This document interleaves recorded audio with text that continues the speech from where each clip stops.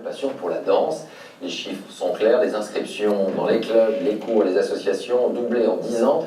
Jazz, country, rock, zumba, tango, flamenco, valse, hip-hop, à chacun son rythme. Illustration de tout cela ce soir à Paris avec Florence Griffon. Bonsoir Florence. Alors que cache tout cela? Un besoin de partager, de vivre tout simplement. Et pour certains, la danse serait-elle devenue une thérapie de groupe? Eh bien Laurent, c'est un peu tout cela à la fois. Je me trouve au bord de la Seine, pas très loin de Notre-Dame, et les gens que vous voyez derrière moi sont pour la plupart des habitués. Ils viennent chaque samedi pour le plaisir de danser. C'est un moment de partage, pas forcément de séduction, m'ont-ils dit. On estime qu'environ 3 millions de Français pratiquent la danse occasionnellement ou régulièrement. Et vous allez voir que certaines danses oubliées reviennent au goût du jour, et il est vrai que pour certains, eh bien, on peut retrouver le goût, le plaisir de la vie simplement en enchaînant quelques pas de danse sur une bonne musique. C'est un reportage d'Olivier Feignet et de Régis Maté. Des pavés des places parisiennes, au parquet ciré des salles de bal, c'est un virus particulièrement contagieux qui touche toute la France. La danse n'a jamais été aussi tendance. Déhanchés et pas cadencés se succèdent sans discontinuer jusqu'à la tombée de la nuit. 2 fois par semaine, depuis le mois d'avril, les passionnés de swing se réunissent à Paris, place de la République, pour une session en plein air. Parmi eux, Manon Bouilleron, tombée amoureuse de cette danse il y a 6 mois. Le swing, c'est une danse vraiment joyeuse. Ça permet, après le boulot, de se vider un peu la tête et de se détendre. Et c'est vraiment sympa de rencontrer beaucoup de monde aussi. Le swing, une vieille danse des années 20 revenue à la mode il y a 5 ans, est particulièrement en vogue chez les jeunes actifs. On est jeunes et on redécouvre aussi les danses à deux.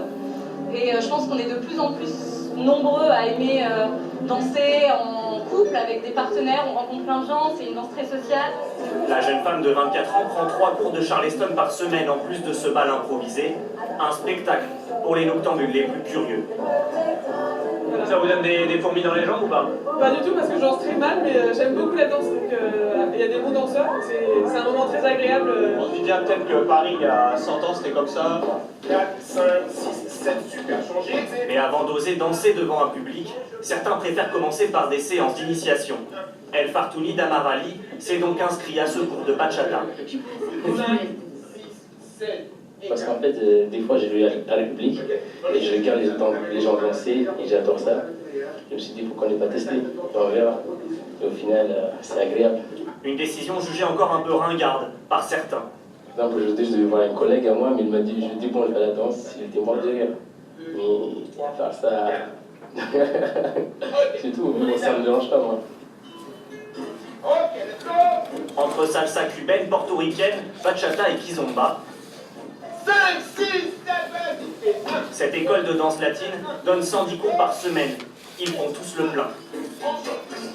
Une tendance qui s'observe dans toute la France.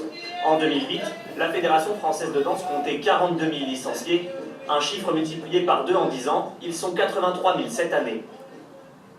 Mais plus qu'un loisir, la danse est devenue une thérapie pour Alain Lucchini. Après une longue dépression, cet ancien bouquiniste est devenu un habitué d'été dansant parisien. Maintenant, 2 fois la semaine, c'est un rituel, et puis ça m'a permis de rencontrer plein de gens, et puis d'aller en vacances avec eux, de sortir le soir, et puis de faire des choses, quoi, voilà. Une seconde adolescence pour se retraiter. Alain Lucchini passe de longues minutes à se préparer pour aller danser, car pour lui, l'essentiel, ce n'est pas la technique. Ah bah c'est le look qui est important, oui. Moi, c'est le truc qui me branche beaucoup, quoi. Direction, la piste de danse à côté de Paris. Comme à son habitude, la salle est bondée. Ils sont près de 300 à tournoyer sous la boule à facettes, un lundi après-midi. Un inlassable ballet auquel assiste Alain Lucchini depuis maintenant 4 ans. Et qui lui a permis de nouer de nouvelles amitiés. J'attends ce moment parce que c'est comme un rendez-vous. C'est un rendez-vous comme ça, informel. Je voyais plus personne pendant des années. Et puis j'ai tout renouvelé, quoi. Je suis reparti sur sur de nouvelles bases, quoi, voilà. On arrive dans un endroit comme celui-ci avec une tristesse, avec une angoisse, et on repart avec de la joie. Et ça, c'est vraiment très fréquent. La formule est universelle. Boléro, valse, swing ou bachata, dans des styles bien différents, ils sont sans cesse plus nombreux à entrer dans la danse.